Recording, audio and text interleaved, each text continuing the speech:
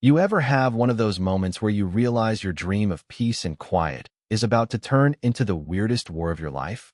Yeah, that happened.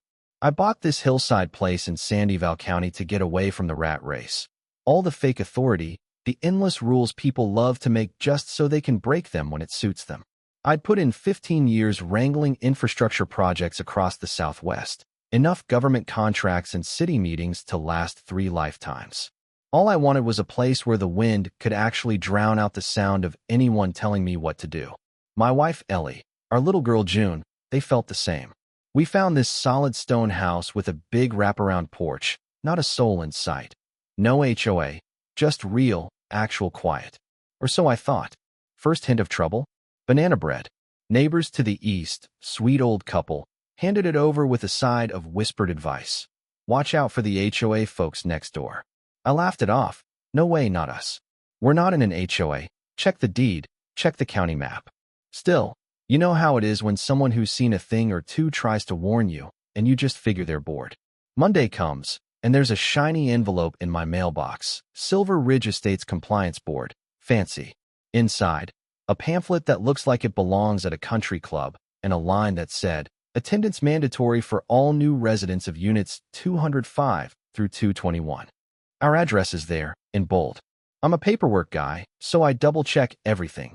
County records, parcel maps, the documents from closing. Our land is not in their HOA. Their development didn't even exist when our house was built. I laughed, tossed the letter, and figured that was that. But Thursday, another envelope. Notice of noncompliance. Apparently, I'd violated their community sharing agreement. Specifically, I had to provide 2 guest rooms for their short-term reassignment process, whatever that means, and if I didn't comply in 5 days, they'd start a relocation process under some made-up municipal code. The president's signature at the bottom? Karen Delaney.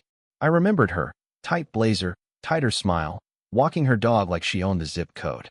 I fired off a letter, attached boundary maps, the deed, the works. Certified mail. We are not part of your HOA. Stop contacting us. Next day, a call from Silver Ridge Legal Affairs. Lady on the line says my property's been incorporated as a dual-unit asset, and I now have to provide 2 furnished rooms for guest use, or else face forced entry and legal reallocation. I laughed. She didn't. I spent that afternoon printing every record I had. Parcel maps, zoning data, satellite images, a paper mountain. But I had this feeling it wasn't over. Wednesday morning, I'm on the back deck, coffee in hand, watching June chase the dog, when a black SUV creeps up my drive. 2 guys in dark uniforms step out, jackets stitched with HOA Enforcement Division, which isn't a thing, by the way. They stroll in like they're doing me a favor, start taking photos of my house, measuring the windows, talking about temporary guest housing designation. The taller guy tries to hand me some residential reallocation directive. I tell them, as calm as I can manage, to back off, 10 seconds, or I'm calling the sheriff. They don't flinch, just start assigning which rooms they want, my daughter's bedroom and my office. I stare. You want me to hand over my daughter's room to strangers because of a forged map? I ask. Access scheduled for 1800 hours, the twitchy one says, like it's already decided. I show them the door literally. Call the sheriff. Deputy Cole shows up, rolls his eyes when he sees the uniforms. He's seen these clowns before. He tells them to leave, logs the incident, but quietly warns me. You're going to need a judge to shut this down. Ellie comes out, June behind her, scared and confused.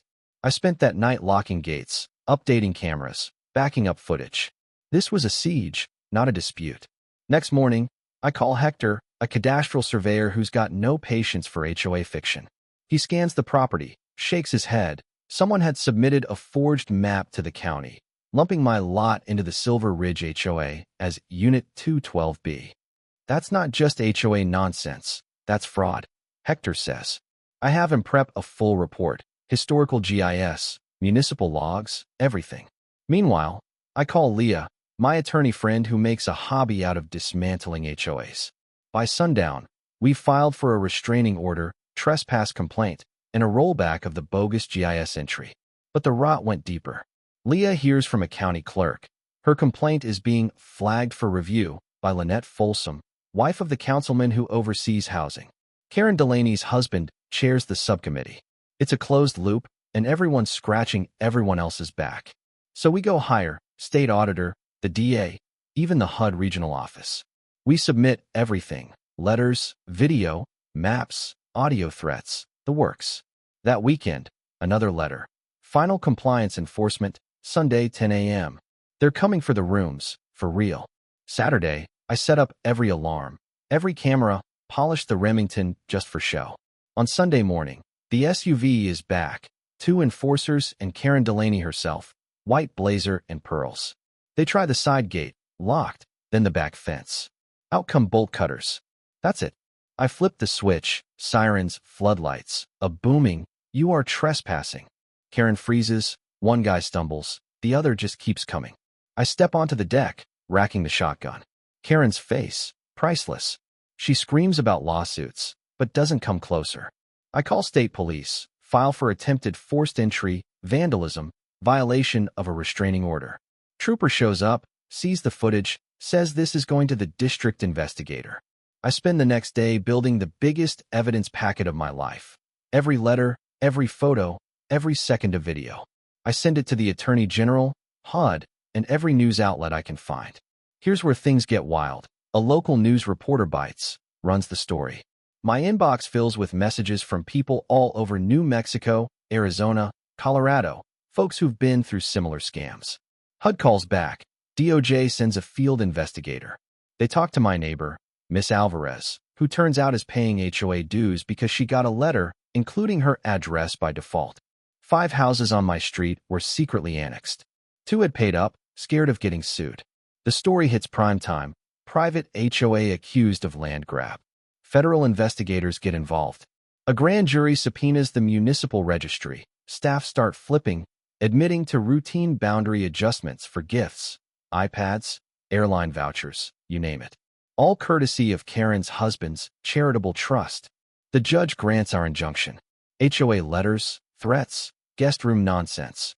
Over, at least on paper. With 5 other neighbors, we file a class action suit. Damages, $330,000 per house. Karen tries one last stunt. A guy in a suit with a goodwill offer, $15,000 if I'll drop the lawsuits and agree to share my rooms. I tell him he's got 10 seconds to leave or his face goes viral. The mayor, the governor, they both issue statements. Karen's arrested, calm as you please, on her front lawn. Charges, fraud, conspiracy, trespassing, witness tampering, you name it. 2 city clerks and her husband get nailed too. The HOA is dissolved, assets seized, board members barred for life. The story blows up, news vans everywhere. I turned the 2 rooms they tried to steal into a war room and a mini museum. Framed documents, surveillance screenshots, even a cardboard cutout of Karen caught mid-scream. Friends drop by, some from out of state, sharing their own HOA horror stories. Eventually, I start a YouTube channel. Yeah, me, the guy who moved here for peace. HOA Mythbusters. First video hits 200,000 views, then 500,000. Our class action balloons. Karen denied bail. Her husband rolls on her. Board members plead out. The judge asks if I've got anything to say at the final hearing. I didn't come here to fight, but I'll fight harder than anyone who tries to take my home. He nods. The gallery nods. Now, every morning, I sit on my porch, coffee in hand, looking out at hills that are still mine. No HOA, no threats, just the sign on my gate. Private property. Not part of your HOA. Trespassers will be documented and destroyed online. Petty? Maybe. But you know what? After what we went through, it feels a lot like justice. So, let's open it up. Tell me your thoughts. Where's the line between community rules and outright abuse? Ever tangled with an HOA? Or been on the other side? Drop a comment, share your stories, argue about right and wrong, justice and overreach. Because sometimes, the only way to keep your peace is to make a little noise.